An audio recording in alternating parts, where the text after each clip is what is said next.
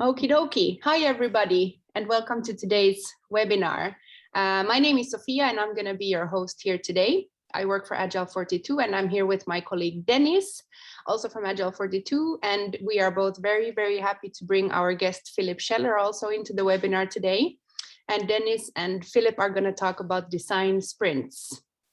So if you have any kind of questions about design sprints, today is the day, and also to learn more about what it's all about.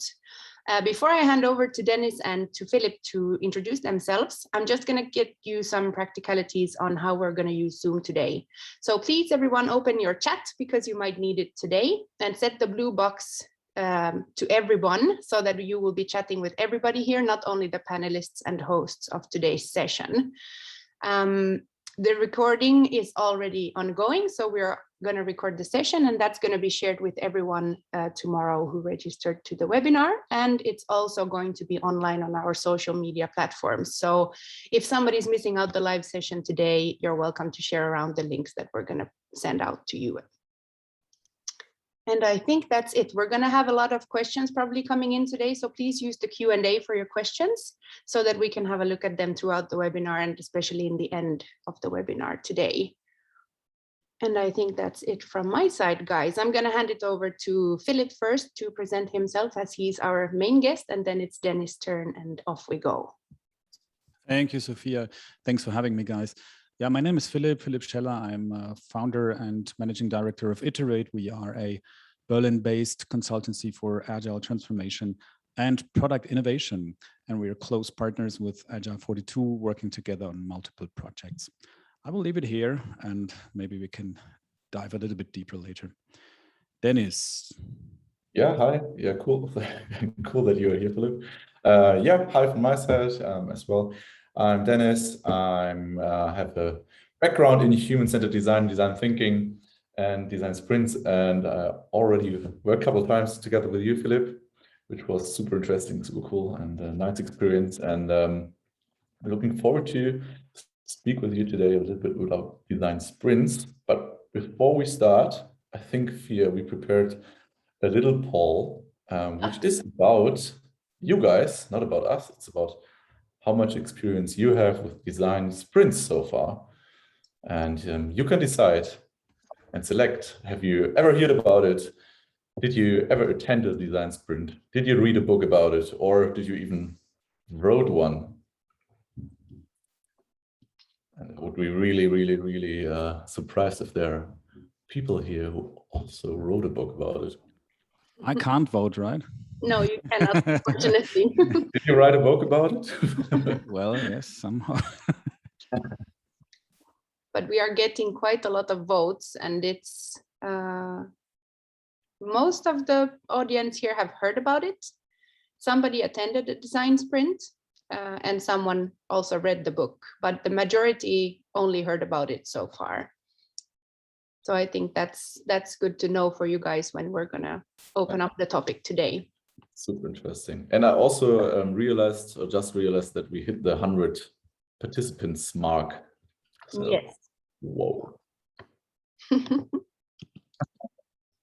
Yeah, nice results. So there's more people that attended a design sprint than have read the book. That's quite interesting. Very hands-on. Hey, let's do it. Well, we don't need to read that book. You're right. You're totally right. You don't need to. Maybe there will be something on Audible in the future. So maybe we can start with a small introduction about what is actually design sprint, why is it helpful, how do you do design sprint, and so on.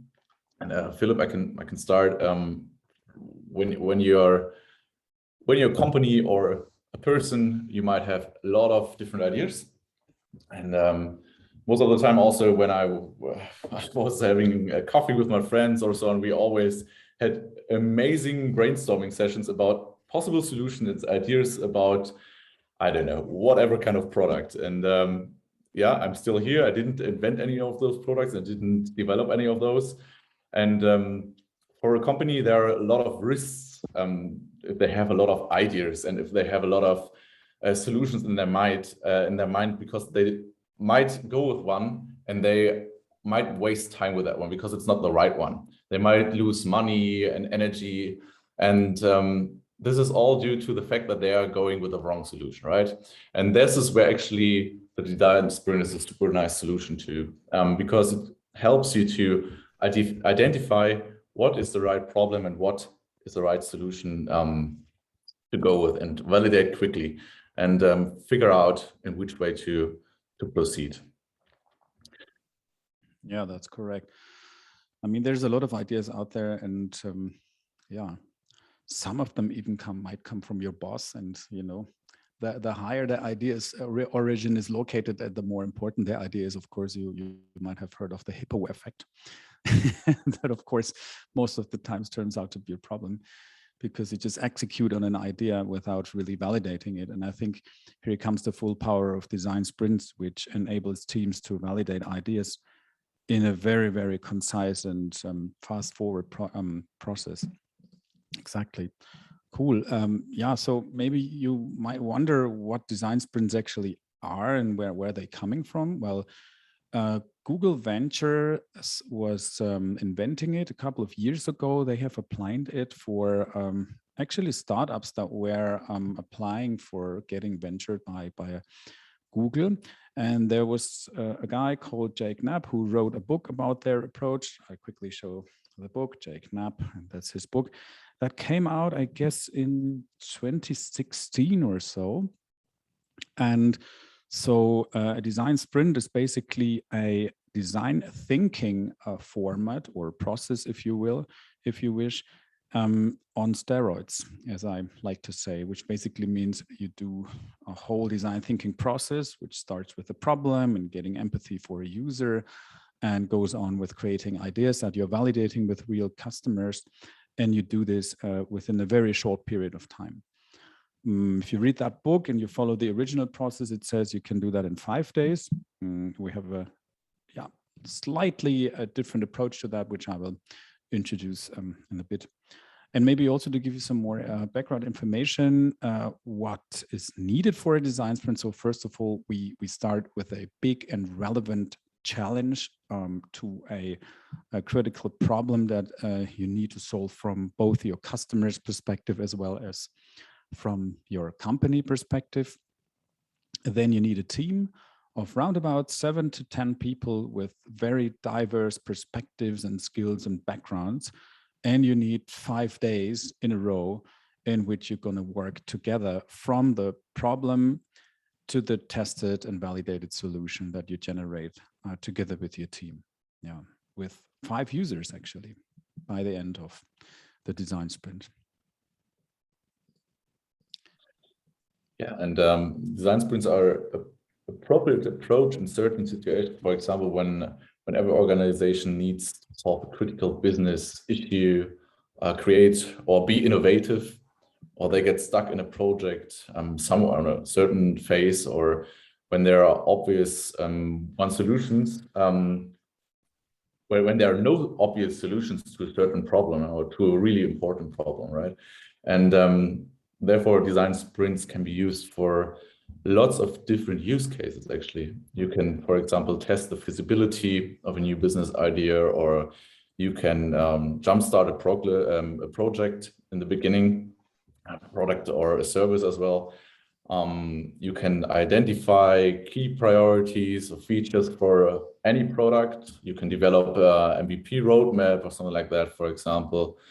You can also think about how to attract new target groups or about your marketing strategies, right? So there are a lot of different situations where design sprints might be an appropriate approach. Yeah. Well, at the same time, it's not the solution for everything, right? So on the other hand, maybe I would like to share with you when a design sprint is not the right solution. Like, for example, if you're trying to cover all aspects of a very complex product or service that you have at once, then you might not want to apply design sprints because it's just too big. You know, design sprints have their power with being focused and answering specific questions that you don't have obvious answers to. So don't be too broad with it. So they're also not very well suited if you if you cannot solve that problem within 1 week. So keep in mind that you have 1 week of 7 people working together on one question. So this question should be able to be answered within that given time frame. You should also know that a design sprint is, I mean, you learn a lot about your customer, but beforehand you should know a lot about your customer already. So don't conduct a design sprint if you don't know enough about your customer's environment and their needs and their problems, and make sure that you understand your own business and your own business needs as well. Very, very good. Then you can apply design sprints. Yeah, what else can I say? Maybe I can add to that. The reason for that is that a design sprint has such a short period of time, right? So you don't have the time to really conduct lots of customer interviews, for example, because they need sometimes even weeks or months. And this is what you have to do in advance, actually. Yeah, exactly. So design sprints are also not really applicable if the problem is, let's say, too small. If you're just looking at minor improvements of your existing product or service, like for example, UX questions or something, or UI things, you know, this is like just too narrow and too small. You won't find out much through a design sprint. Yeah, I'd say that's about the points when to not run a design sprint. What else do we have? I think from here we already have the opportunity to quickly show the process, right? Sure, yeah, I can do. I can do that. Cool.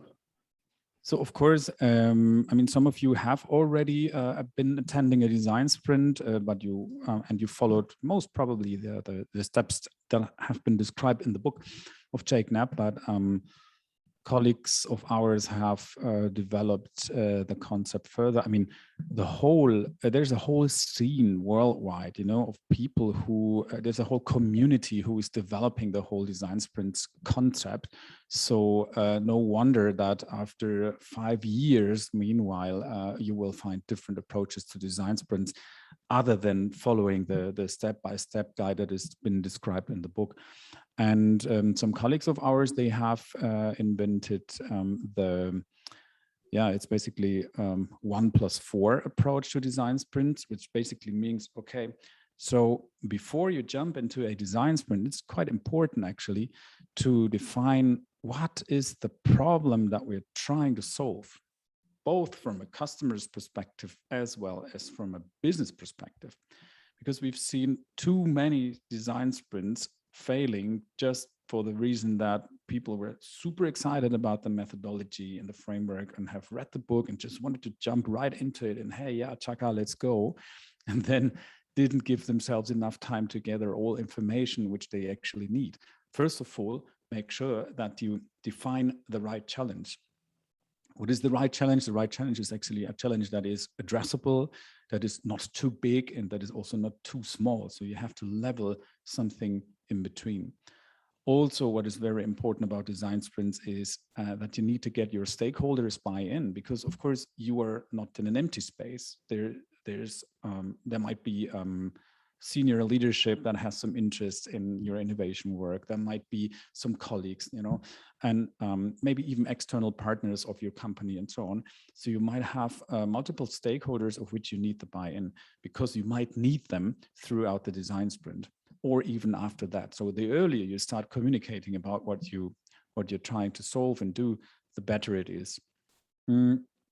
Something that we find very important also is to assemble the right team, because in innovation work, what you want to have is a team that is composed of diversity, which means bringing multiple perspectives to the team and to the table, to be able to build up on each other's ideas and create out of the box ideas that you wouldn't have gotten if you were just working with, let's say, the same type of people who work together anyway all the time. Like, for example, if you put into a room only accountants trying to solve a design sprint, nothing against accountants, but then you only have your own team with your own perspective that, do not really take perspective or look outside their own box. And if you want to think out of the box, make sure that you already start with the team.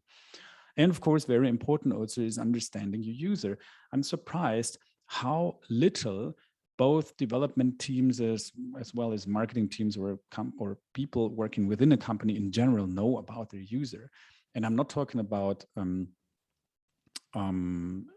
let's say parameters that you add if you do your marketing campaign. I'm talking about the real world circumstances of the people for whom you're developing products and to whom you're actually delivering value or creating value from the inside of your company towards the market. So it's crucial before you start into the design sprint that you know who's your user, your potential user or existing user for whom you're trying to solve a problem, and nail that down and make it crystal clear that you find out the most important problem to be solved for them, and combine it with your business perspective so that you are more likely to be successful with your idea once it comes into the market. And this is basically the problem framing, which is a half-day format that we do 2 to 3 weeks before the actual sprint is happening, just to make sure that we know your customer and we know your business reasons, and you get stakeholder buy-in and make sure that you have the right team once you start the design sprint, which then is only 4 days long, but we will jump into that. Just realized that day 0 sounds a little bit apocalyptic. Yeah, true. Should maybe call it differently. Maybe, yeah. Yeah, and then we have actually day 1, right? And day 1 here is about understanding and defining. So it's about coming together as a team again. And you might have different teams doing different kind of research, interviewing different kind of users, and gaining different kind of insights. And on day 1, it's actually all about gaining a common understanding and to build a foundation as a team, from a perspective of the team itself. So from a team building perspective, as well from a knowledge perspective, right? So understand how you work together, what tools you're going to use, and so on. Who are your colleagues? And also, what did they find out? What did you all learn in the 2 or 3 weeks between the problem framing, for example? What kind of knowledge do you bring from market research or whatever results you had during a certain desk research phase or so on, right? And after that, it's actually time to set a goal, right? So to set a goal for your product, and they call it, or who we call it, as the long-term goal, right? So this is something which the team will come up with, and this is the direction of the sprint. The team's definition of the purpose of the project, you might say. And this helps you then guide the solutions and decisions throughout the whole sprint, address the most important challenge and stay focused, and to avoid wasting time and energy going on a wrong problem or a wrong way, right? Yeah.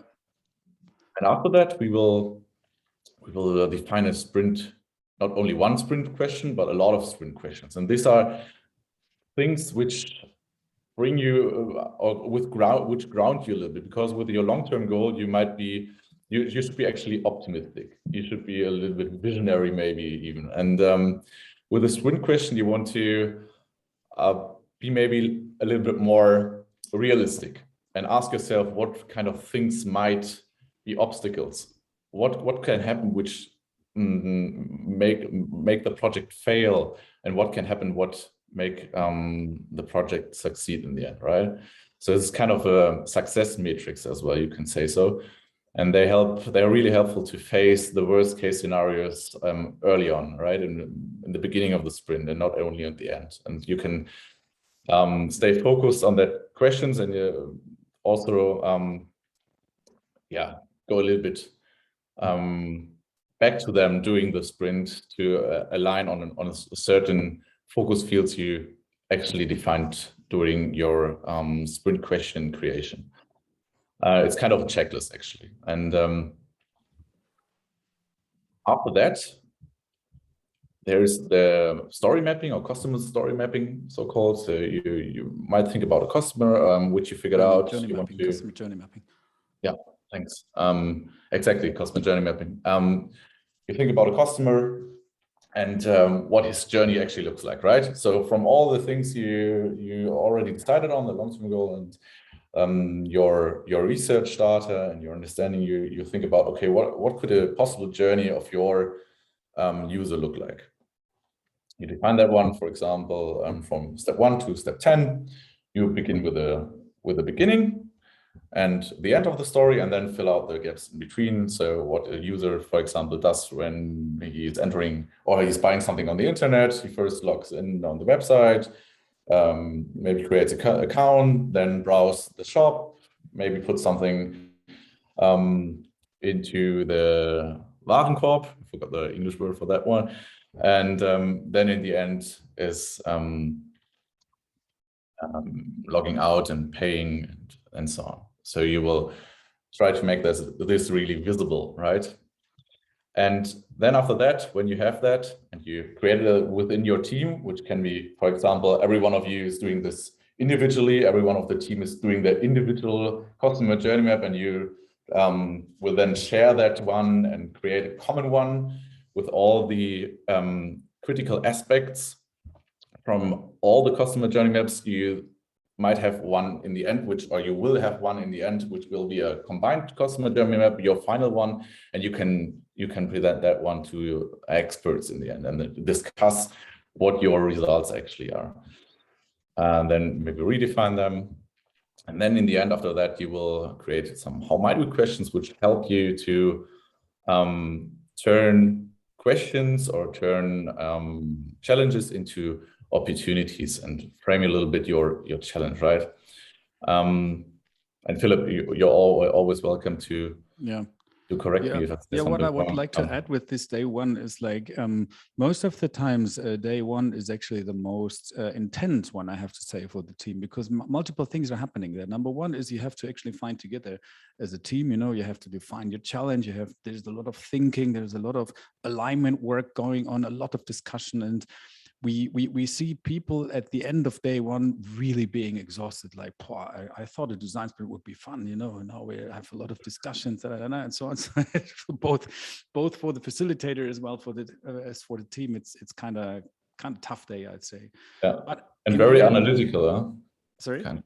Yeah, exactly. Can be very analytical. Exactly. So it's all about understanding your customer, your business context and everything, and then taking a decision about what is the one most important thing that we want to focus on for the rest of the sprint.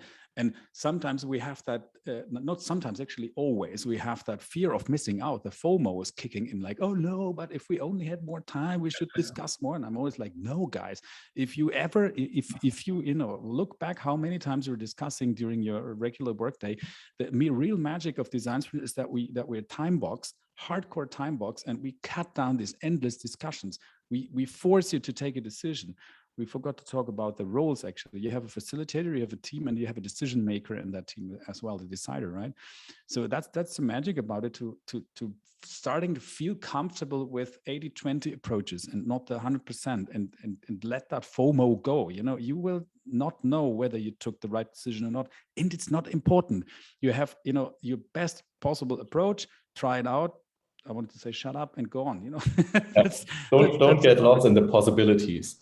Yeah, exactly. You know, so day one is always the hardest. And anyway, say at the end of day one, you have a clear goal. You have some questions that you want to answer throughout the sprint.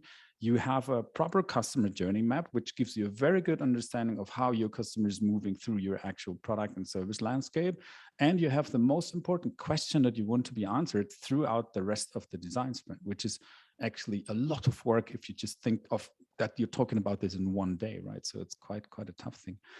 And then maybe I just take over. And so day two is where the fun actually begins. You can see that, yeah, it's about sketching, it's about ideas, you know, before we all like, oh, focusing on problems and problem, you know, and now it's finally about solutions, you know, and I tend to see people having much more fun on the second day because it's about being creative, you know, being crazy, getting ideas. And sketching and trying out things and, you know, coming up with all the stuff that they held back from the first day, you know, because first day was all about problem. Now it's about solution. Finally, we can think in solutions. My boss always told me I have to think more in solutions. Yeah, sure. But make sure you understand the problem first. Anyway, day 2 is, it starts with, sketching out your ideas and doing this in a process that involves both individual as well as teamwork. So you do a lot of stuff on your own, but you also bring things together. And what you also do throughout the day number 2 is from all the ideas that you create with techniques like Crazy Eights, which is a very low hurdle, easy entry kind of creativity technique, over the 3-step sketching approach, over all of these combination kind of methods, then we finally come to a decision to basically find out the most promising ideas out of all the ideas that you created within a very short period of time, which is also an interesting part to actually facilitate. And maybe something to, I think that we missed saying that then is what you can see here on the chart that we're showing is that basically we have multiple triangles, which refer to divergent thinking and convergent thinking. That basically means first we open up, we collect as many, for example, ideas and sketches as we can, without making an assessment or a judgment about it. And then at a second step out of the many ideas that we have, we need to make sure that we pick the most promising ones, and therefore you apply different techniques. So for the divergent thinking, you need techniques that help you opening up. And for the convergent thinking, you need techniques or methods that help you to nail things down, right? So this is why you have these opening and closing triangles that you see here. And throughout one of the these whole techniques could be, for example, for in ideation, one of these techniques could be, for example, dot voting of your team, or right, something like that. Exactly, yeah, or speed critique or whatever. Yeah, cool. So by the end of day 2, what you have then is you have had a lot of ideas that you nailed down to the most promising one, which is then the basis for the prototype that your team is creating the next day. Maybe one last word. What you also do on day 2 is you create a so-called story map, which basically sketches the new and intended journey that you want your customer to go through while testing your prototype. And then it's prototyping day. Yay, Dennis. Yeah, exactly. I must admit, I'm really a huge fan when I'm working within a team, not facilitating, but as a team, I really like the phase of ideating, because this is the phase where you can unload and brainstorm and get crazy, and do also have crazy techniques to come up with a lot of crazy ideas. But the second favorite is actually prototyping, because this is the thing. This is the phase where you actually finally build stuff. You realize your idea in a really quick and dirty way, right? In order to test your idea then with one of your users, to understand, is this where we're actually going? Is this the right direction, or is it the wrong direction? And what can we adjust? And where do we have to fix maybe little things, or where do we really have to go a couple of steps actually back in order to tackle the right needs and the right problem, right?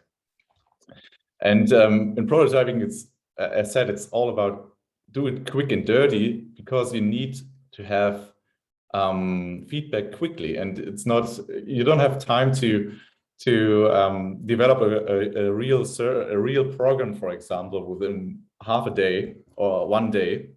It's more about doing something like a clickable prototype. Maybe you have to think about how can you make your idea tangible, and this clearly depends on what are you actually doing. But for example, when you're having a digital product, you can do something like a click dummy. You can use, there are lots of apps out there like Figma, Adobe XD, Marvel app, and so on, where you can prototype and simulate a certain structure of a program or of a digital service.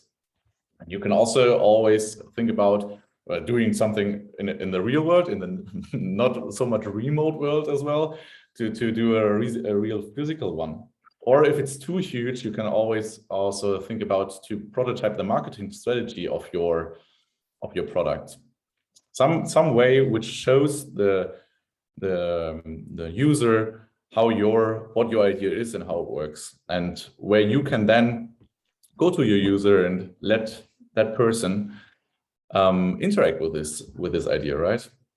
And that's where actually the valuable part, because you will learn so much from this interaction. You will learn and get deep insights of your idea, of your approach of solving the problem, that you then in the next step can decide, okay, what are we doing next?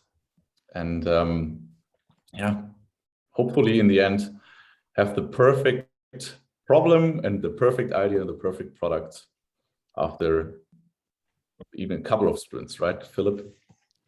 Yeah, the magic about prototyping is that there is nothing you cannot prototype. Or let me rephrase it, you can prototype literally everything, you know. Might it be a vision or a strategy for a company, a process, a product, a service, whatever, everything is possible.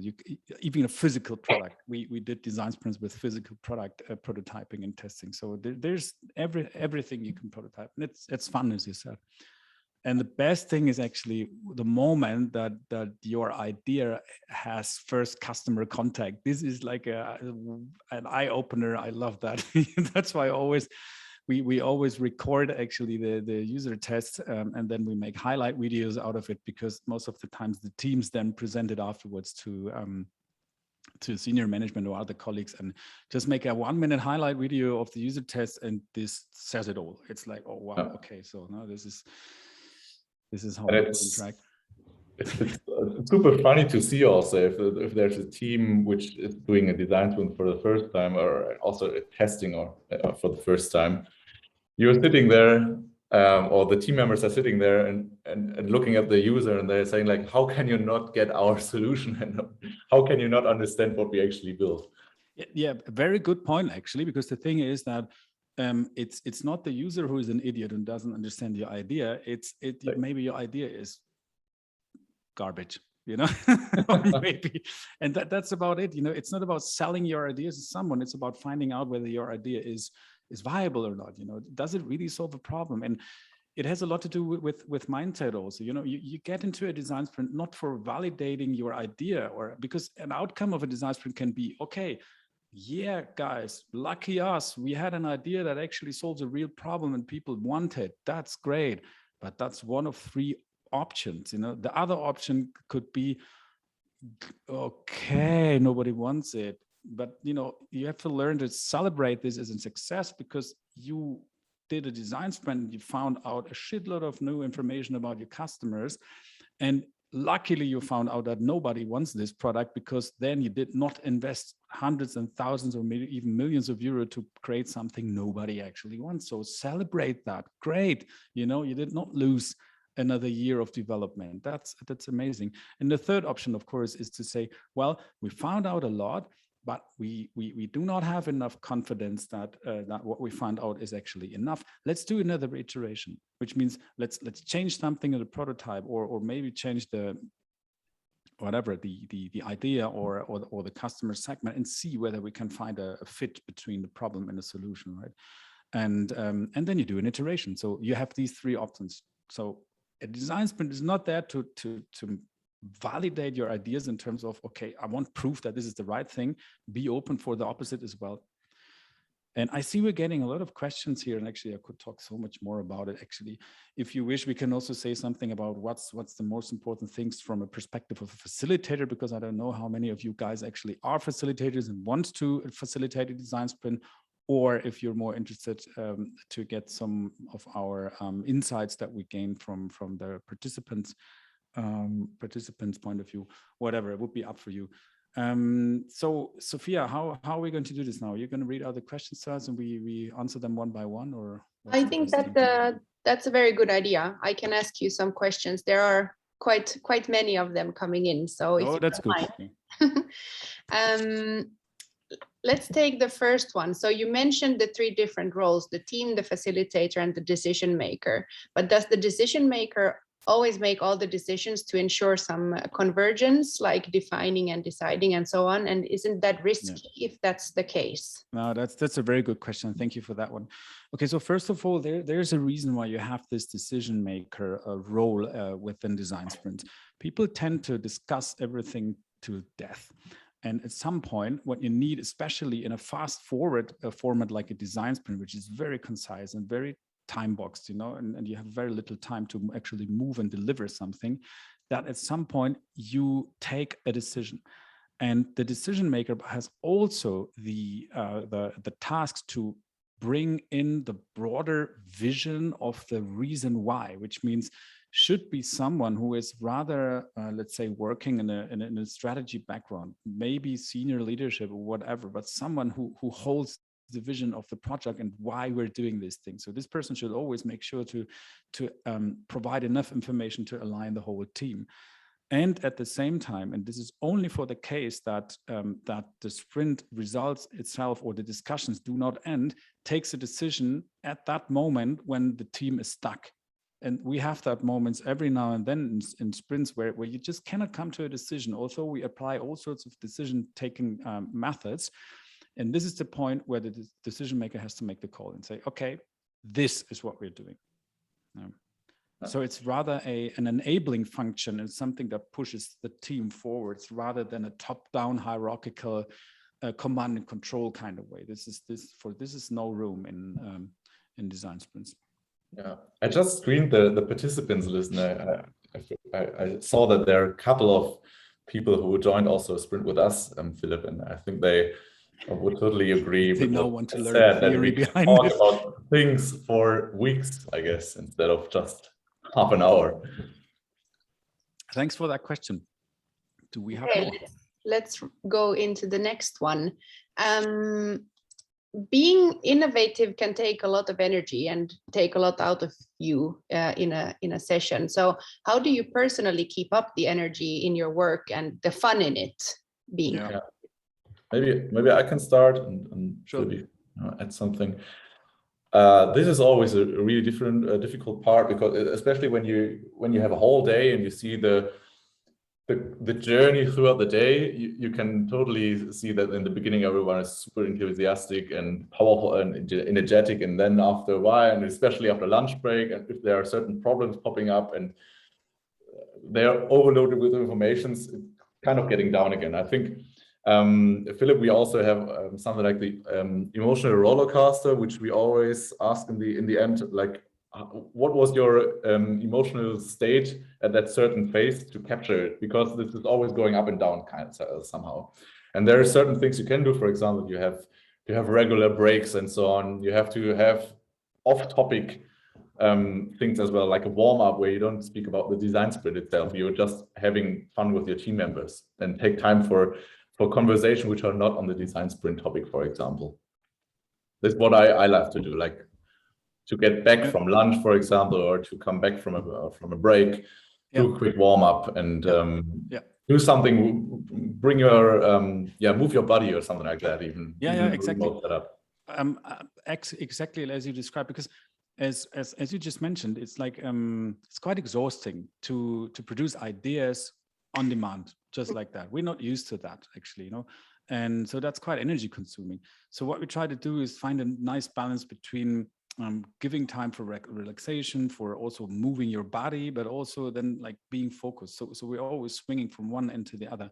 And what I really like about doing design sprints in a physical way, which means meeting in a room and working offline, right, is that you can work much better with your body. We tend to forget that we actually have bodies, which is such an interesting phenomenon, isn't it? Because we're so like brain oriented. We think, we do whatever, we talk, and everything is happening here in a rational way, but we totally forget, oh yeah, there's a body, actually, where is that head on and these things. And we totally forget that there is another part of us which makes us feel, which makes us, and so on. And we like to activate people with different kind of exercises that we apply in offline. You can do this online as well, but it's much more fun to do that in the same room. Yeah. I hope that helps. I agree. And also, I mean, you sometimes get really stuck in a certain phase, right? So you might not see the end of the tunnel, and you just need to go a step back. But that's okay. I mean, that's part of it. Nothing just goes, you know, like always fine. That's it. Okay. So if you realize that, okay, guys, we make a quick break, do whatever, but we come back in 10 minutes and then we go on, and it's fine.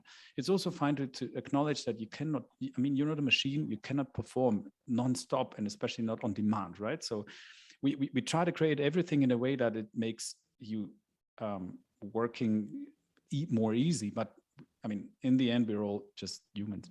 I'll just quickly stop sharing this because I want to see you guys. But is it then anyway possible to have effective design sprints? I mean, remotely, or if you're working in a company where people actually are physically in different spaces? So now that's a good question. So I'm a big fan of doing offline design sprints, simply for the fact that I like to work with room.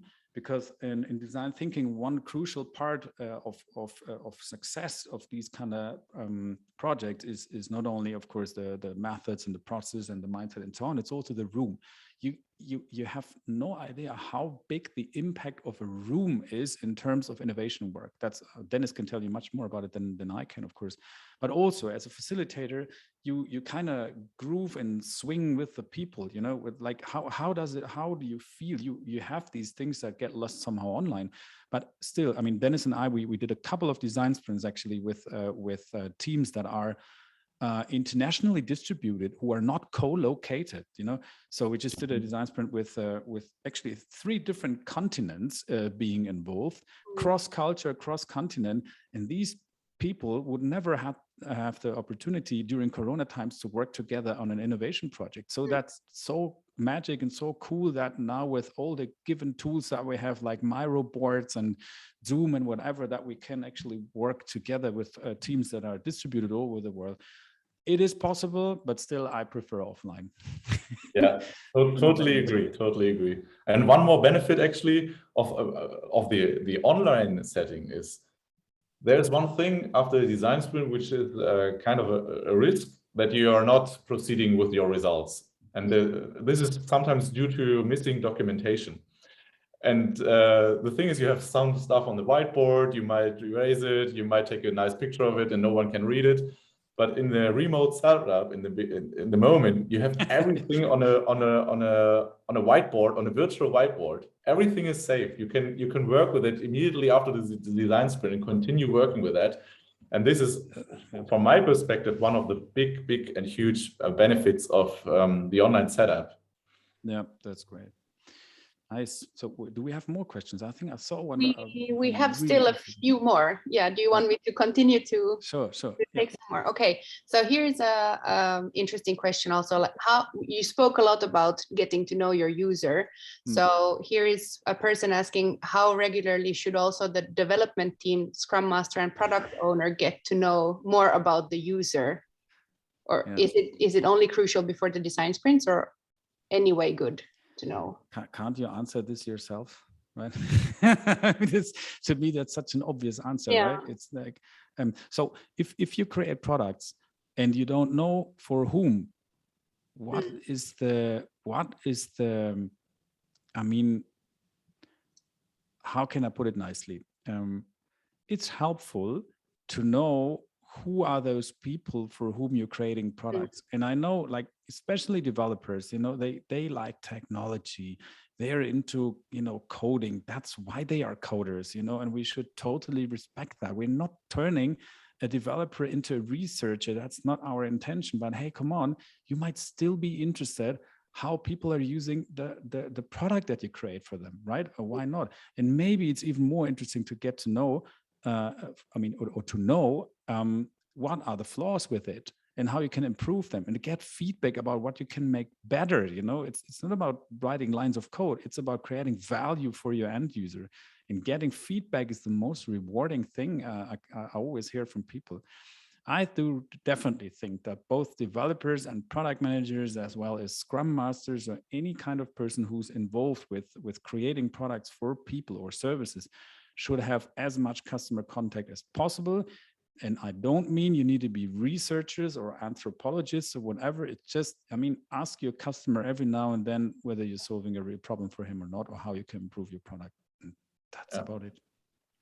Yeah, and it's all about, in the end, it's all about making sense of what you learn from your user. And I think one of the very important things is to have empathy, or to really understand how to listen to your user, how to talk to them, how to understand what their needs are, how to be empathic during the conversation, and how to give them the space and the opportunity to actually express what they want or what they need. Building empathy for people is not only important in innovation work. It's also, I mean, we do a lot of interview training with people who do some research, right? And they come back to us and they say, well, thank you for telling us how to conduct an interview, an explorative interview. I can totally talk different to my family now, or to my colleagues or whatever. It really, really helped me a lot. So it has not only an impact on how you work, but also how, in general. Yeah. Let's move on. Next topic. What kind of recommendations do you then have for small companies, say like a startup who want to start to use design sprints? If, for example, the number of people in the company is limited and all the roles maybe cannot be filled within the company. Yeah, I mean, the smaller the company or the team is, the more likely it is that people have to do multiple jobs at the same time, right? Especially in startups, you see that quite often. I find that with growing size of companies, the ability to know and do what your colleague is doing is shrinking, right? Because you build up silos, you build up the whole administrational part, the huge kind of, departments kind of logic, and the functional division and all these things. Although all agile transformations try to address exactly this kind of problem.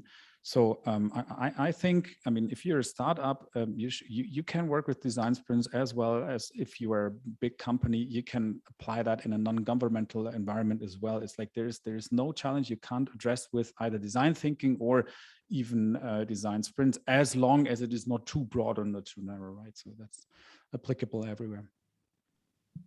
And during what kind of project phases do you recommend to do the design sprints? There's a person here saying that she saw many teams doing it in the beginning of a project, but should you also be doing it regularly throughout the project? Yeah, definitely. Mm-hmm.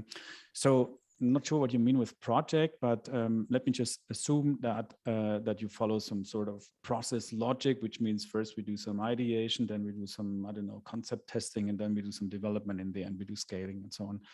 In any phase, to be honest, because it might be that you have a product that is already mature, it's in the market for a long time, and you're thinking about how can we incrementally innovate or change parts of the service or the product, then run a design sprint and find it out. It might be that you're in the beginning of your journey, just knowing something about customer problems, and you have an idea, maybe you want to found a startup or whatever, make a design sprint, Or it may be that you're just in the middle of it and you just need to prove that you're actually doing the right thing for the right person, then do a design sprint. It doesn't matter when you apply it. Yeah, nothing to add. If I want to become a facilitator and start doing this, what do I need to do as a person to facilitate the design sprint? So I like to distinguish between the formal kind of education, which basically comes with knowledge about process, about methodologies, and how to be a good facilitator. And the other part is rather a, let's say, a social skills kind of thing, right? Which is not easily trainable. So you can, I mean, you need a lot of empathy. You need to be able to facilitate groups of people. You need to be able to kind of swing back and forward with them and have empathy for them and have a good feeling for what's adequate at the moment, right? But I mean, start with reading the book, attend a design sprint, and for everything else, we in cooperation with Agile 42, of course, offer trainings and courses. The next one is when is it? In 2 weeks, right? 2 weeks in November, in December. You guys are very invited to join that course. We will run through the whole process end to end. We will teach you everything you need to be able to facilitate a design sprint yourself. And if you wish, it even comes with a lot of checklists, facilitators, guidelines, and everything you need to be able to do that yourself. So you should, at least, that's my recommendation, if you want to be a facilitator, attend a formal training like we're offering now, right? Or others do that as well. It doesn't need to be us, but I think we have a lot of expertise doing this longer than the book exists, actually, because we did design sprints and design thinking even longer than that. Me personally, I'm in design thinking for over 10 years. So that's quite helpful to learn. And then to improve your skills, we offer a lot of community exchange, which means facilitators meet, they talk about their problems and so on. Yeah. That was a good answer. And I already sent out in the chat also information about the trainings. Philip is actually going to be there both in November and in January. So please feel free to join. We're going to send out the discount code also to you guys tomorrow with the recording and everything else. So you will have all of that. So we still have maybe time for at least one more question. So here it goes. Can you do a design sprint over a longer time period, or why is it such a big emphasis on a short time frame? You want to go? Yeah. No, maybe you start. Because I'm taking all the questions. I have though one I definitely want to answer. It's about where does it fit in product market fit and so on. But first, let's take this because the other one, that's really one I want to answer. I mean, we can go back a little bit. So there is design thinking, and there are lots of principles. There are a lot of methods, tools, and there are lots of ways you can do a human-centered design. And the thing is that you have so many different combinations and opportunities to do that you can get lost somehow there, right? And you can spend for sure months to go through the whole process.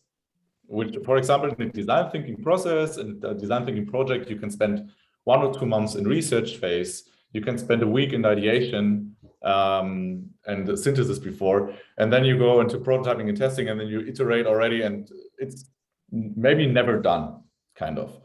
And the design sprint is it is a structured way to do to go through the design phase, a design project within 4 days, but it kind of brings you to certain points and has already selected certain methods and tools in order to lead you through the end. And maybe I think Philip, you said that in the beginning, right? It's design thinking on steroids, right? Yeah, exactly. Yeah. I want to add something, because this is like talking about innovation. It is crucial to be lightning fast if you are in innovation, because you want to make sure as a company, startup, whatever, that you're faster in learning than anyone else, because this makes the competitive advantage. And as Dennis said, if you do design thinking projects, they can take years, you're never done with that. And a design sprint forces you to move forward super fast, to learn faster than anyone else, and try to find a problem and a solution fit before anyone else does that. And also before you lose more time investing in trying to get more certainty, right? Because we're all afraid of uncertainty. But face it, innovation is always facing a big risk or a big uncertainty. So you want to make sure that you reduce the uncertainty the fastest possible. And also to a degree where you say you don't need to be 100%. You need 80%, and that's fine. And a design sprint helps you to achieve exactly that in a short period of time. And even though a design sprint is just a couple of days, we had projects where it's still a problem to get everyone in the same room for this 4 or 5 days. And this is getting worse and worse as longer the time period is. True. Which question did you want to really answer, Philip? Because we have still a few here, but there are not time for all. Okay, I didn't read all, but one was jumping into my eyes, which is, where does the product market fit, GTM, go to market, business model canvas fit in the design sprint? So a design sprint is meant to answer the question whether there is a relevant problem that you are able to address with an idea or a solution that you have. So what you find out at the end of a design sprint is a problem and solution fit on a concept level. What you don't have at this moment is a product market fit yet, because the only thing that you have proven is that you found out that there is a customer segment with a relevant problem set that you're able to potentially solve with the idea that you have. You just did not build it yet, which means you have to check the feasibility.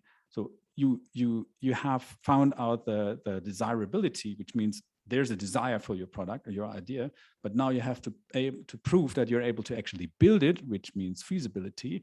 And the business model canvas is the part of the viability, which then in the end means you do not only need to find out a relevant problem, you also need to be able to build it, and you need to be able to deliver it to the market in a way that you earn more money with it than you spend on it, right? And only if these three things come together, then you do have real innovation. Before, not. Maybe one thing to add, so if you have a business model canvas, you can split that in 3 different areas, right? So you can split it into desirability, feasibility, and viability. Yeah. Good. So the desirability part is where you match the customer segment with your value proposition. The product market fit part, so the feasibility is the left part, which means, do I have the resources and the key activities and the partners to be able to create that value? And the lower part of the business model canvas is the business or the monetization part, right? So that's the viability part. So basically, if you take the whole business model canvas and take a look at it, then you can divide it into these 3 things, which are crucial for innovation. So thanks for giving me that question. I like that. All the others as well. It's not just this one was. Yeah. There's been a lot of questions also regarding books and trainings. So I'm going to gather this information from you, Philipp and Dennis, and in the email that you guys are getting tomorrow from us, we're going to send out also some reading tips for you guys. Yeah, I mean, maybe one take on that. It's one thing to read a book, and it's a completely different thing to actually do it by either attending a training or just attending a design sprint itself, right? So reading books is one thing, the other thing is doing it. Yeah, but the discount code will be there, so we hope that as many as you will like to join the training with us. For the US market, we're also going to check timing, so I will be back with more information about that. But now we have, unfortunately, just a little bit of time left. Time flies when you're having fun and learning. So I just want to take this last minute now to thank everyone for being here today. We had a lot of participants here, and it's really great to have you all here listening to us and asking good questions about design sprints. I shared with you all also Dennis and Philipp's LinkedIn profiles, so you can connect with them. You can connect with me and also Agile 42. We share a lot of info for you, and if you want to get in touch, you have the email address also in the chat. So just reach out, and we will be happy to chat with you more about design sprints. And of course, we hope to see you in the trainings as well. Thank you, Philipp, also for being here today and sharing. Thank you for having me. Expertise. It was really nice, and also thanks, Dennis, for hosting both Philipp and supporting me as well. Yeah, thanks a lot. It was really fun, and nice to see you again, Philipp. And yeah, likewise. Hope you all have a wonderful evening then later on today. Yeah, have a nice time, and see you in the next webinar. Thank you, everyone. Thanks, everyone. Bye. Bye-bye. Ciao. Bye-bye.